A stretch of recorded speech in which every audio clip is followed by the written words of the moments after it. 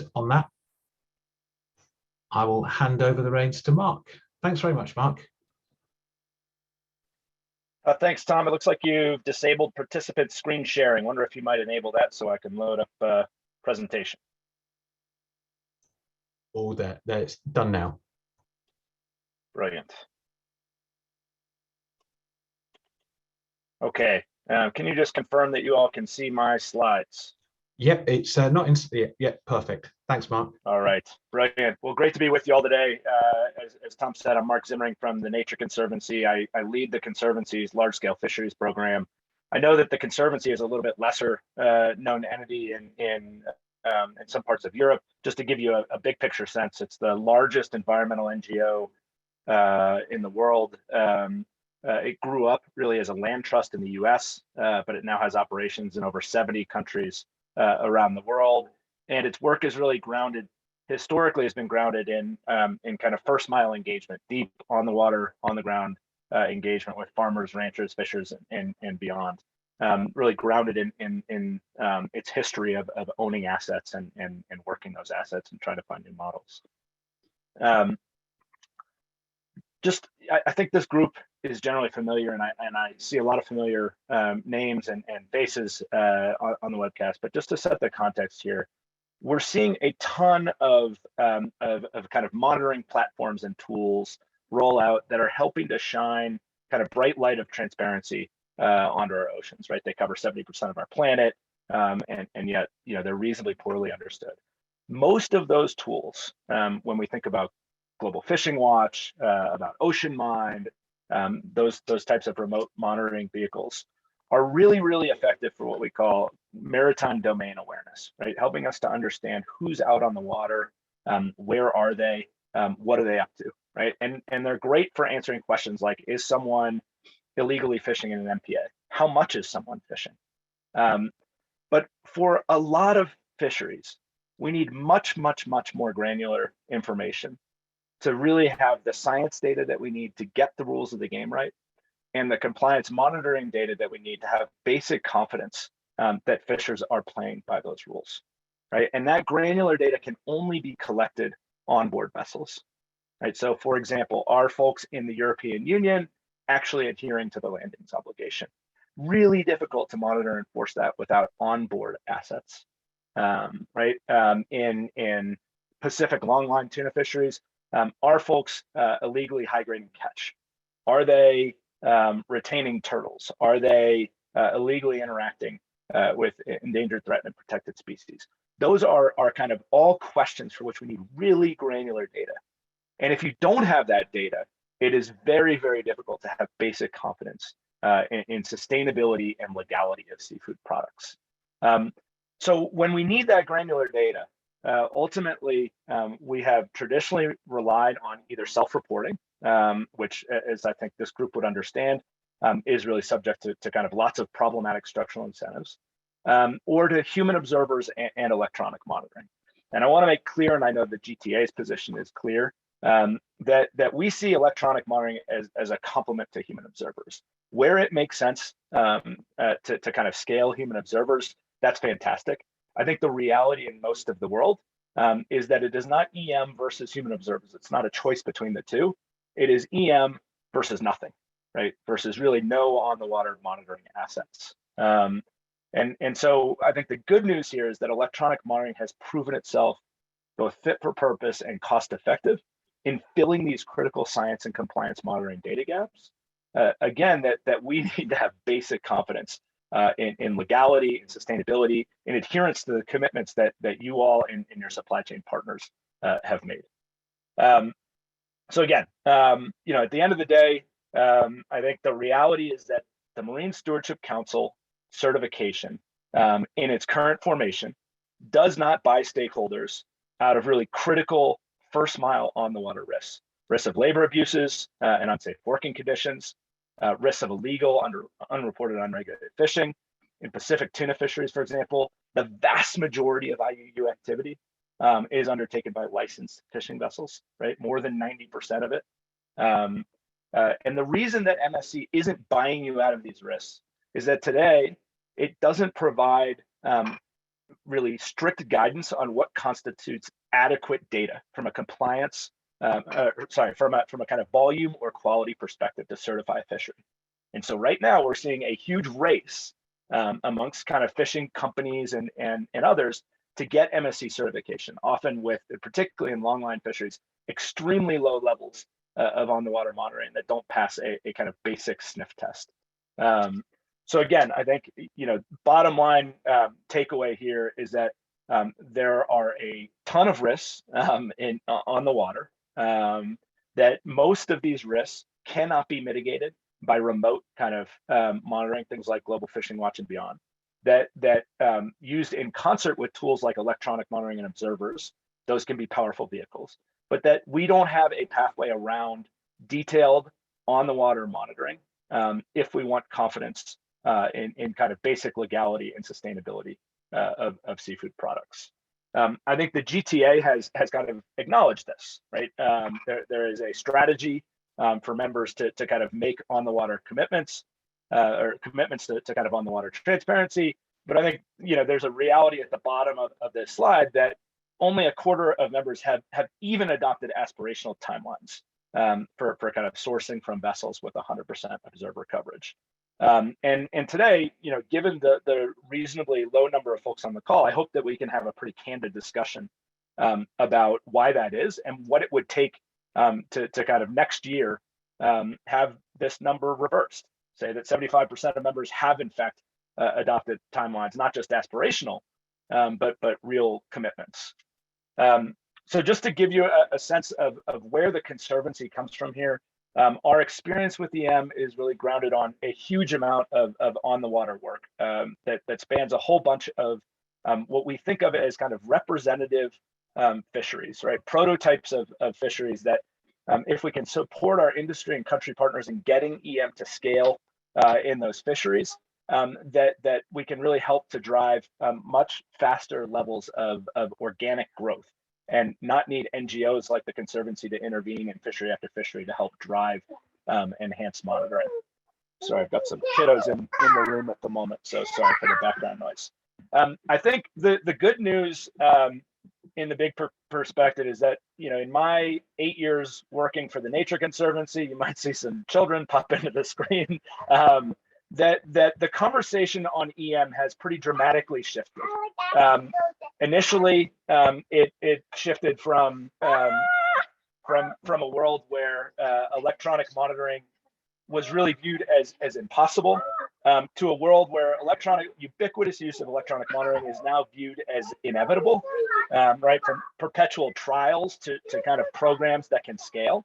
But what we've also seen is that organic growth is not at the pace that it needs to be to really drive towards 100% monitoring and quickly. And what we've seen is that markets are typically out in front of RFMOs, right? And what I mean by that is that, as you all know, regional fishery management organizations are incredibly important for sustainable fisheries management. And again, apologies for the background.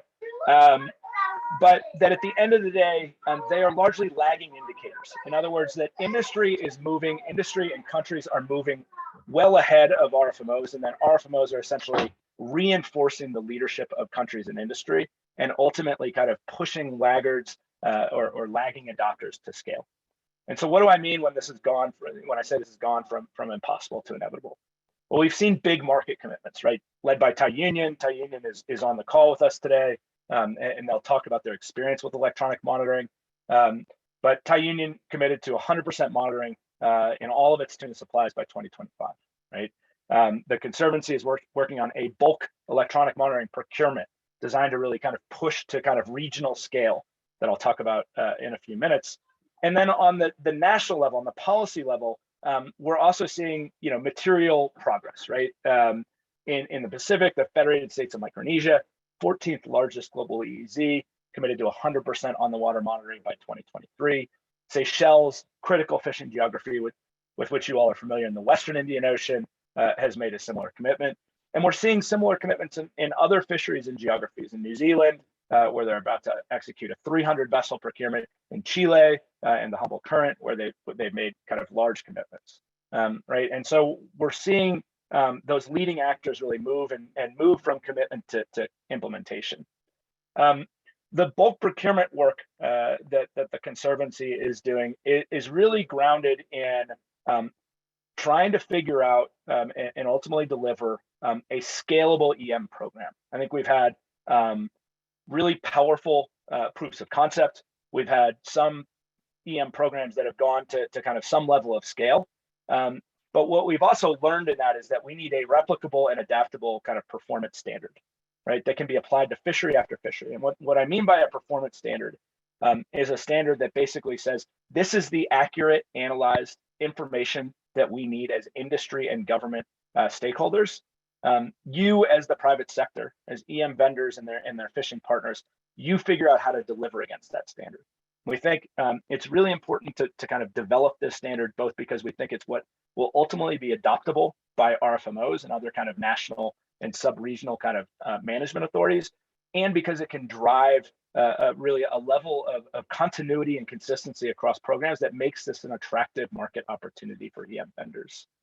The second piece of this is to really aggregate enough EM demand for EM vendors to make this a compelling opportunity for them to bid in a way that improves the EM cost and functionality profile. In other words, to get out of projects where EM vendors are running business models to kind of run pilots profitably, and into a model where they are looking at scale, right, at hundreds of vessels, thousands of vessels, and how to get those online quickly. We're really excited about the diversity of participants.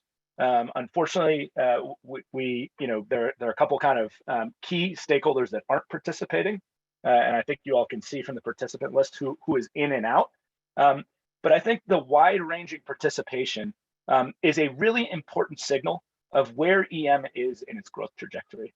The fact that we have really the vast majority of US brand owners and key kind of both fishing companies and suppliers participating is a really good signal to me of EM's readiness for prime time.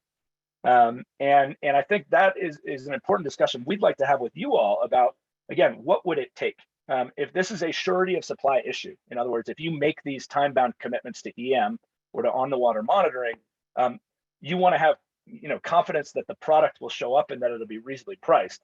I think you can see on the right side of this screen, that we've got over 200 vessels subscribed for this procurement, and that this is tens of thousands of tons of product annually. And so, if that's not the right number, or if there's something else that this group needs to see, let's have that discussion so that industry and countries and others can manage for that, right? And NGOs can push towards that to get you to a point where it makes sense to move from, aspiration for a commitment to aspirational commitment to time-bound commitment to which you're publicly prepared to be held.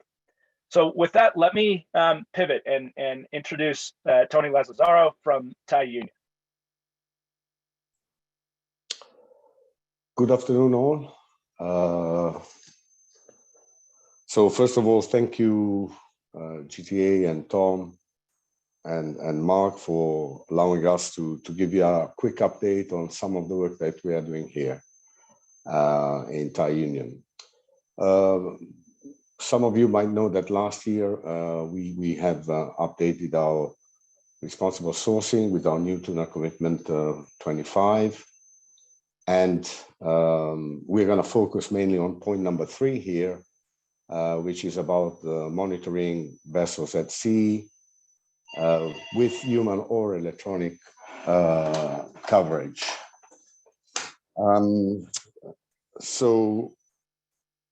I think, Mark, we can switch to the next page.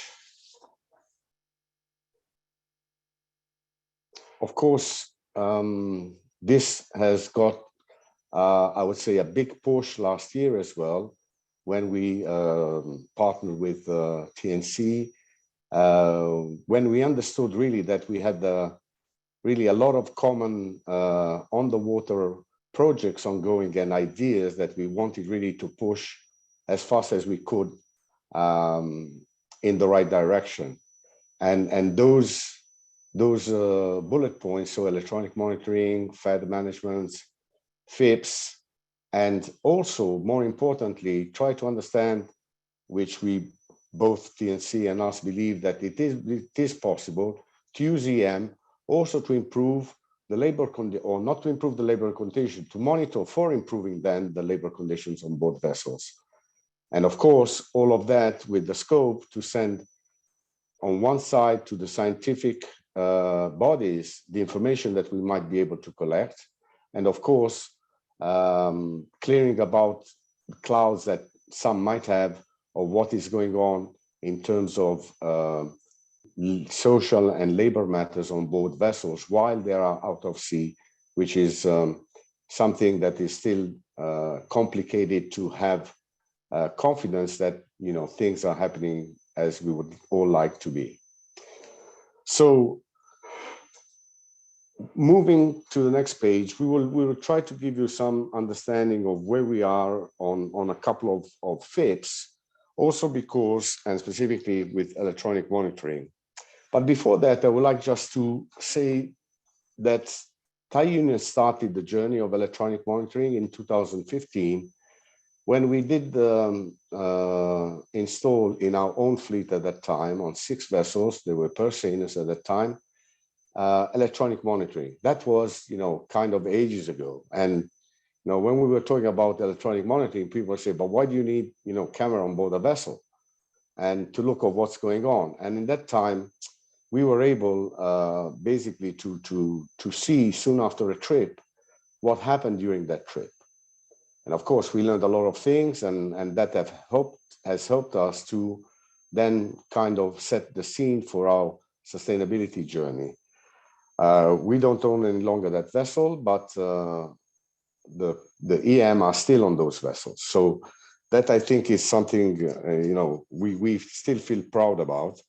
And then recently, we have made clear commitment that we would like by 25 to have all our suppliers covered with either human or electronic monitoring. One also important thing to say that Mark mentioned is that in some cases, and specifically for long liners, and this is why the 2 examples we're going to show you is really long line, is either EM or nothing. We all know that on EM, there's a lot of space constraints, and some of them have quite long trips, and it's very complicated to find enough observers to be on board that vessel. So in this specific case, we are aiming to have in a little bit shorter timing than the 25 on all the long liners that we have in FIPS covered with EM. In this specific case, which is the FIP in Pacific Ocean for long liners, that is about 27 vessels and 2 flag states.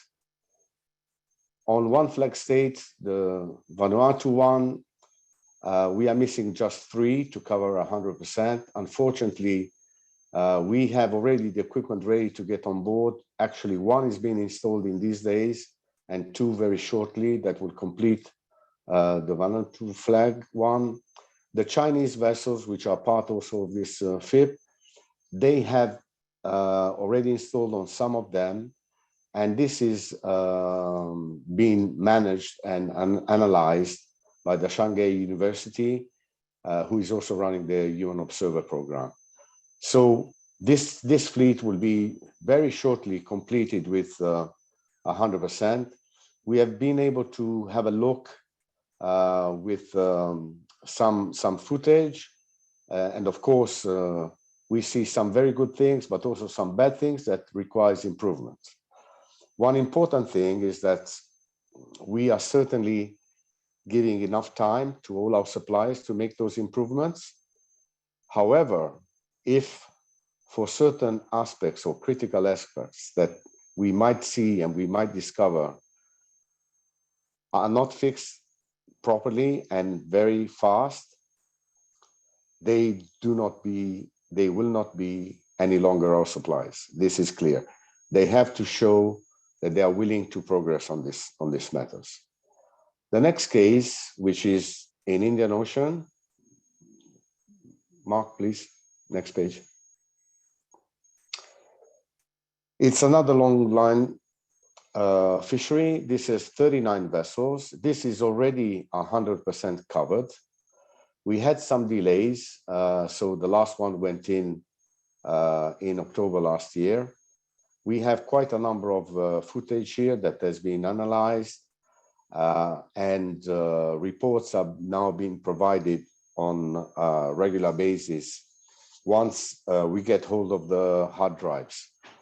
Of course, in these fisheries, there might be some long time before we can get those hard disks, because the trips are quite long in terms of timing. Now, one of the key points here is that there are also some technical issues. I mean, nothing is perfect. This is equipment that is, of course, there outside on seawater, on saline environments. They do have some backup, but there is sometime they lose connection, which makes some voids. Those are some technical matters that require still some fixing, which we are looking at with our providers, and importantly, the backup is there, but again, as I said, needs to be improved. If we go to the next page, Mark.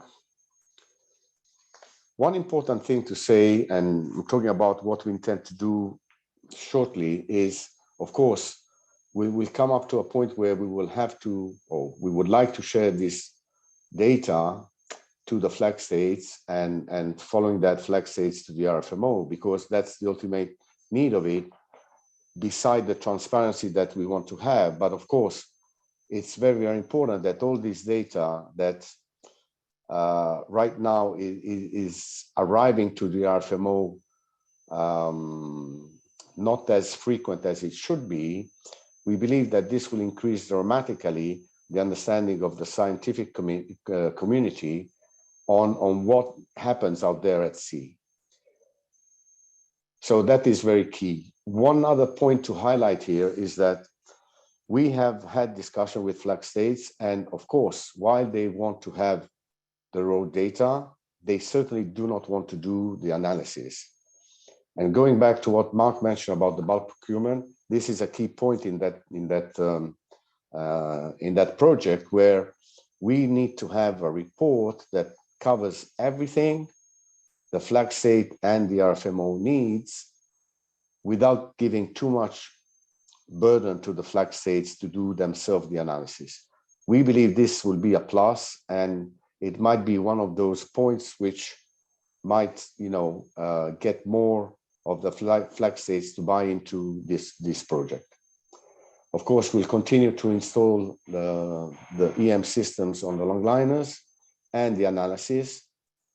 With what we have based on those analyses is our improvement plans that we discussed with the boat owners, and try to get an action plan from them with a clear deadline of when those actions will be completed. And of course, I already mentioned a little bit about the technical issues. And to conclude, next page. So I think, from our understanding is that electronic monitoring is really not just, installing cameras on board. This is the starting point of ensuring that on the water, on the vessels, there will be always some improvements, and the adaptations of what will come in the future. We do not know what will be the new management requirements that would be out there in the ocean to ensure that, we can still find tuna and use the tuna properly. Plus, as mentioned, we believe that there will be some kind of applications also to make more transparency in relation to social matters happening out there on the vessel. Of course, we are supporting our suppliers which have bought in this project from the early stage, and we'll help them to make those improvements. However, like I already mentioned, if we understand that they are not willing to do the things on time with the right attitude, trust me, they won't be our suppliers any longer. Of course, on that point, we also need the industry to support us in this. I mean, if we do it on our own, it would take probably much longer to get to certain results. While if we move all together, certainly that will speed up and make this possible in a shorter delay. Just to remind again, everybody, we have made a public commitment that we will have our suppliers having 100% coverage, either EM or human. And we believe that this is the basis of continuing the journey that we started in terms of transparency many years ago. And I think Mark mentioned that already. If others don't follow, don't do, it will take much longer to achieve what we believe are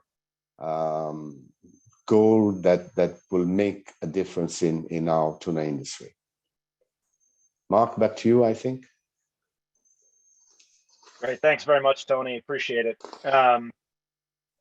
Look, I think the challenge, particularly on the last point that Tony made, is real, right? We are seeing, in the market today, companies and suppliers try to recruit vessels away from those that have robust monitoring requirements, asserting that their monitoring requirements are lower. We're seeing companies race to MSC with extremely low levels of monitoring, betting that retailers won't care. And I think this is where you all come in, right? Which is that the time in some sense is now for public time-bound commitments. Everyone understands the inadequacy of kind of the status quo. Everyone understands, I think, the instability of the status quo. I think somebody or somebodies very appropriately are gonna ultimately pay a price for the risk that everybody owns right now, right? That confidence in the basic legality and sustainability of products in these supply chains is extremely low. And on the positive side, I think we've got momentum, right, collectively. And 3 years, 2 years, like these are huge amounts of time and really powerful opportunities to send a clear signal to the market about where you as institutions or you as a membership are heading. Like it is hard to overstate the extent to which material, meaningful action by the GTA membership can move this market, right? Can drive that kind of timeline for adoption from a decade to a couple of years and make a real difference in the world. And so as you all think about what to do around EM, I think there are 3 things, right? One is that the thing that the market needs is a signal that retailers are paying attention and care. And I think, aspirational commitments without any, time kind of against them, it's not enough. I think second thing is, if you're not prepared to kind of make that kind of commitment, aspirational or otherwise, get a seat at the table. It is very easy, and I think your suppliers will be receptive. I know there are a number on this table. Get a seat at the table. Understand what's actually happening in these fisheries. Participate in an EM project. Pretty easy to do. It'll really help you to understand what the status quo is and opportunities to improve it. And then, of course, if those kind of real tangible signals aren't kind of available to you, I think softer signals, right? Encouragement of your suppliers, asking questions. Don't take my word for it. Ask them hard questions about why it is that the product they're sourcing for you is both in high confidence, sustainable, and legal, and kind of work from there. So with that, why don't we turn it over to discussion? Really thrilled to be with you all today, and I think one of the things we really want to hear is what do you need to see collectively to get there? What is it is there a critical hurdle, or perhaps that's a question you can take back to your teams and come to us with. But why don't we turn it over to discussion at this point, unless Tom, you want to offer some closing thoughts? No, that's superb. Thank you very much, Mark and Tony. Really, really interesting, and of course, hugely relevant to the GTA. So I'll open it up. If anyone has any questions, please feel free to put your hand up, shout out, use the chat box, whatever works best for you.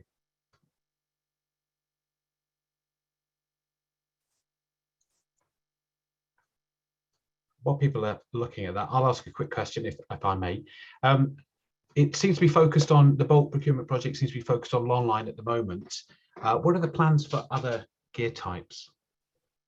Yeah, the performance standard that we developed does have some kind of specification to Longline, but the intention is very much to adapt that for purse seine and other fisheries.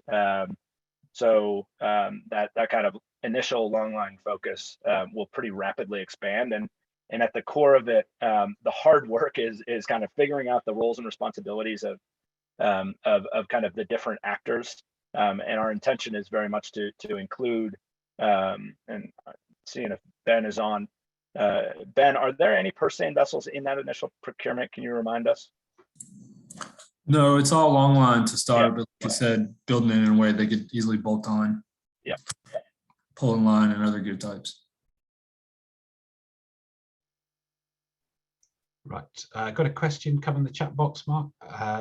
Who usually pays for the cameras to be added to the vessels, and who monitors the footage? Yeah, I can take that, Mark, if you want. okay. Yeah, so it's not a formula. I mean, there are some FIPS where we have paid and made the initial installation for the cameras. Then there are, let's say, running costs. Those running costs are what they call remote maintenance, where they ensure they check if the system is working. And then there is the footage. The footage normally is made by another company that are more specialized in video analysis and reporting. And in the case that we pay for that, we get a discount on the fish. It's more a matter of cash availability at the right time. Vice versa, when the boats are paying for it, we give a premium to them because they bought in our project to install cameras and keep them running. Hope that answers the question. Yeah, thanks, Tony. Just a quick follow-up there. So I think in some sense the answer is anybody can pay, right? And it's really a supply chain negotiation. In some cases, like for the Federated States of Micronesia, they're talking about some level of cost share. I think oftentimes we're seeing this trajectory where early on there is some cost share for early adopters that phases out through time. But it's certainly a kind of key issue, and I think it can be challenging when those costs are all kind of pushed down onto vessels, right? On the monitoring of the footage, part of the performance standard is acknowledging what Tony called out, right? Which is like this really important reality that putting on cameras on boats is not enough. You've got to turn that into useful information and then take action on it. And so generally it is the vendors themselves that are responsible for analyzing that data. In the bulk procurement process, we're enabling companies to bid for the supply of equipment and the analysis of the data separately.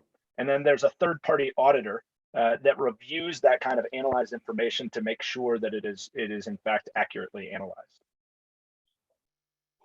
Thank you very much. Michael, you've got your hand up. Yeah, good morning. Tremendously interesting presentation. Is there any focus or concentration of effort in the deep set longlining area that is more commonly focused around -45 and -50 freezer vessels? Tony, do you want to take that one? Yeah, there's no specific, let's say, selection. We as a company use little of that -40 degree fish. But some of the vessels which are in our FIPS have that possibility. We don't buy that specific fish, but it's available for other customers, of course. And but there is no real, how to say, distinguish between if it's -20 or -40 or -60 degree vessel. It's the same equipment to be I know installed. there's suppliers on the call. Any suppliers want to offer comment on that?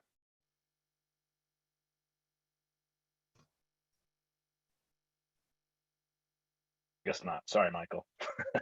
No, no worries. I guess my follow-on question then is, 100% of our purchase is super frozen or -50 tuna, and it's focused on the sushi industry.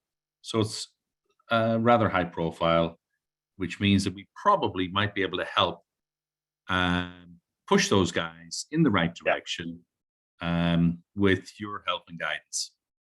That'd be fantastic, Michael, and would love to follow up on the back of this, just to touch base and talk about where there might be some opportunities.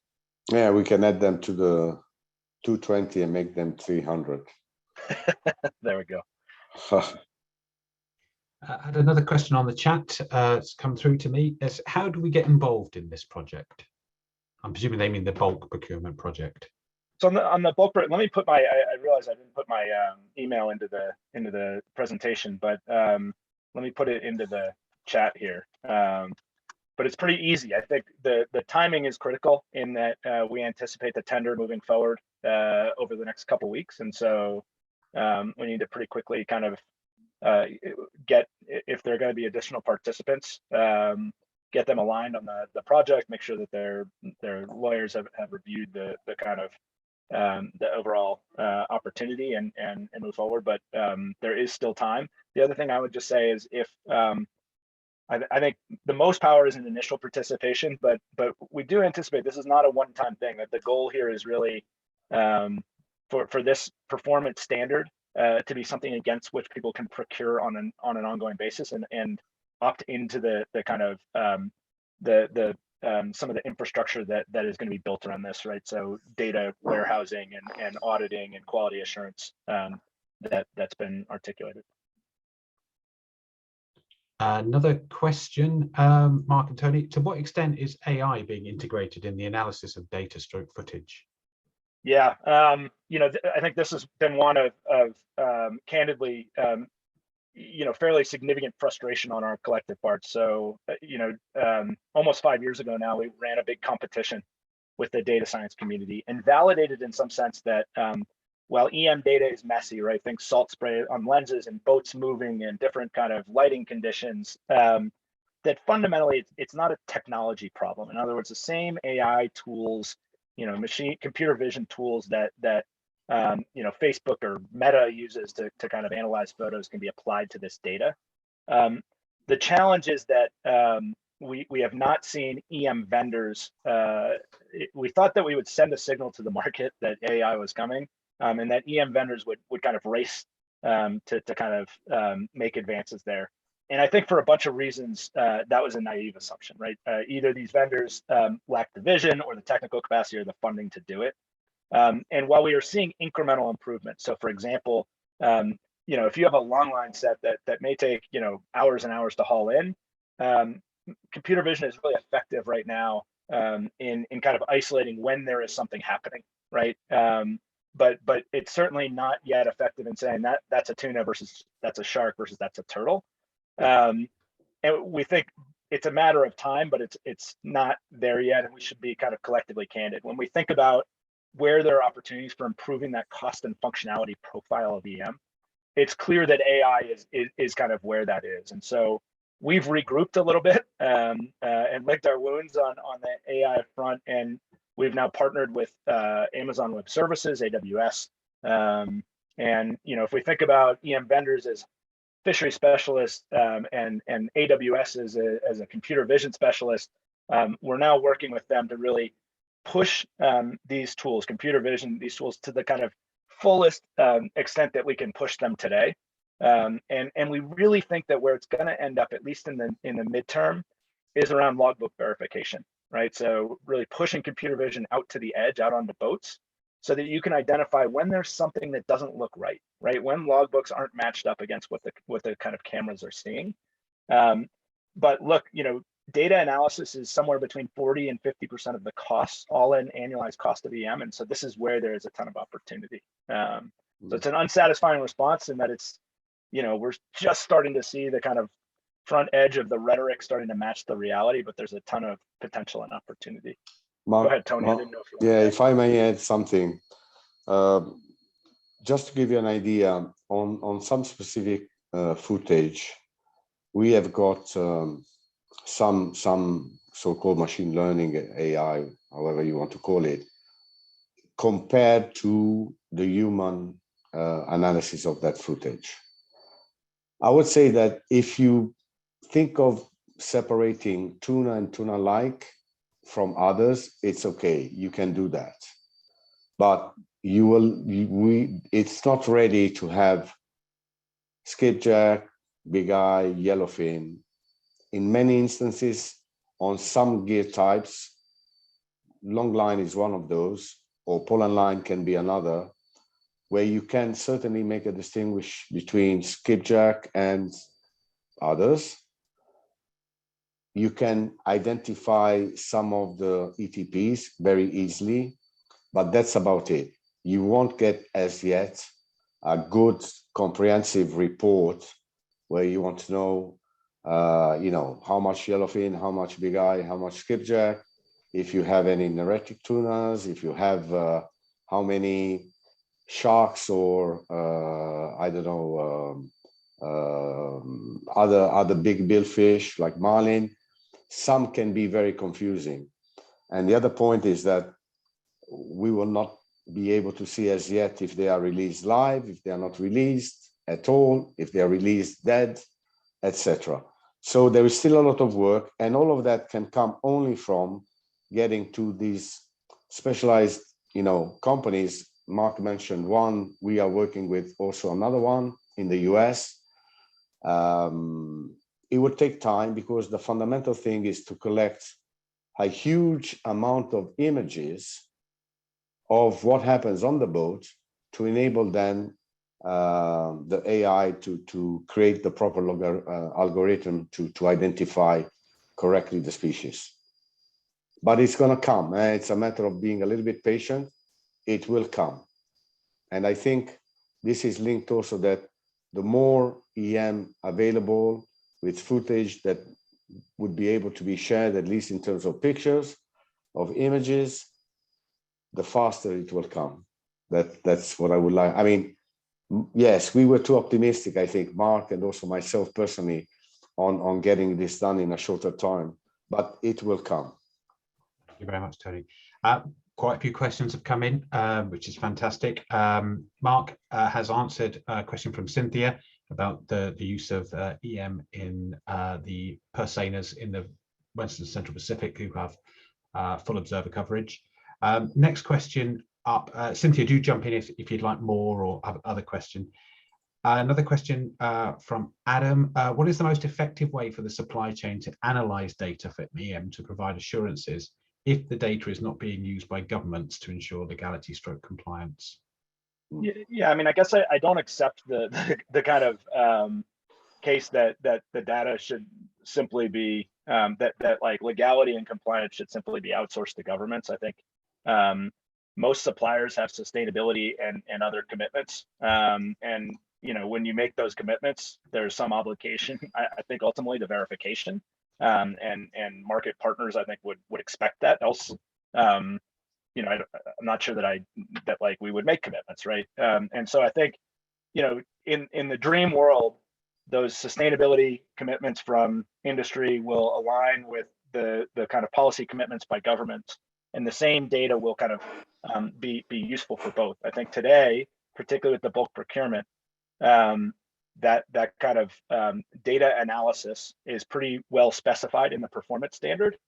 And the real key, right, is when I can tell you all with a lot of confidence, we've seen a lot of EM data across a lot of different companies and vessels, and like the standard on the water practices are not ones that you would want your customers to see, right? And not well aligned with the commitments that you all have made.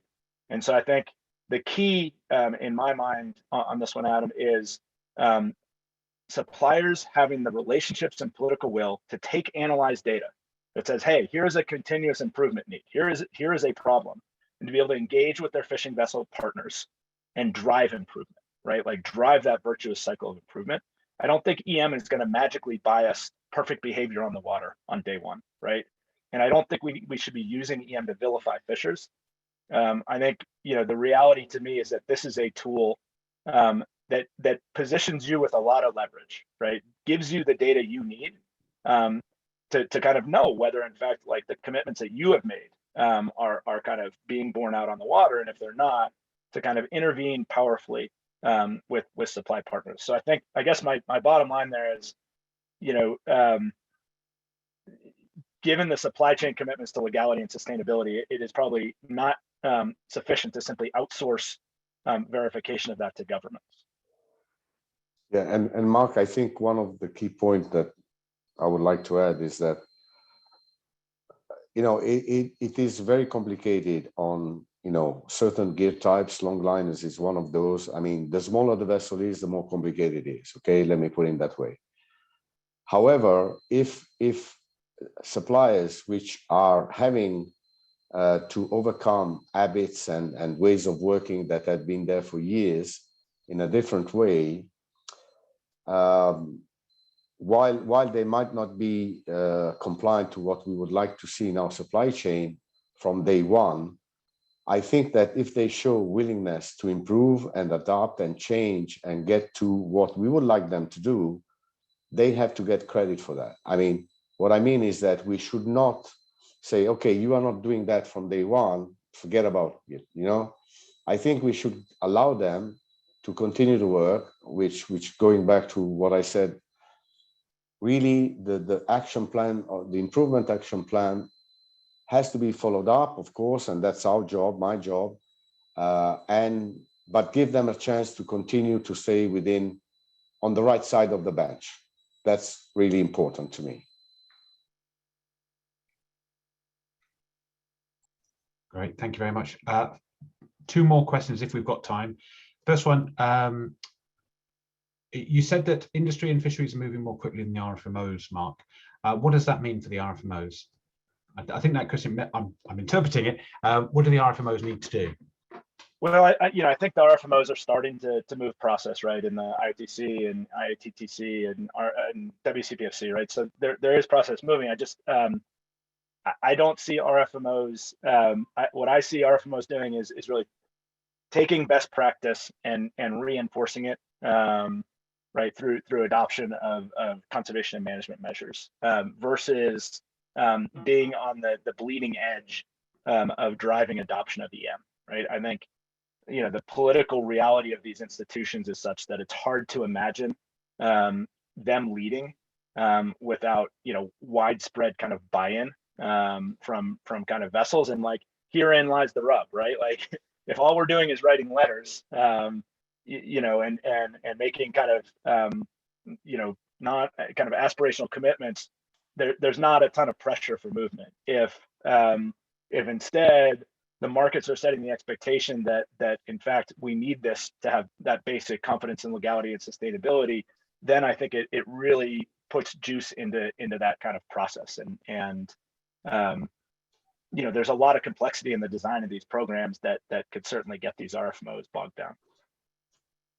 Thank you very much. So final question, if you've got time. What can the GTA do as opposed to individual members, or do you have an ask for the GTA, Mark, that I can sort of take back to the steering committee or similar?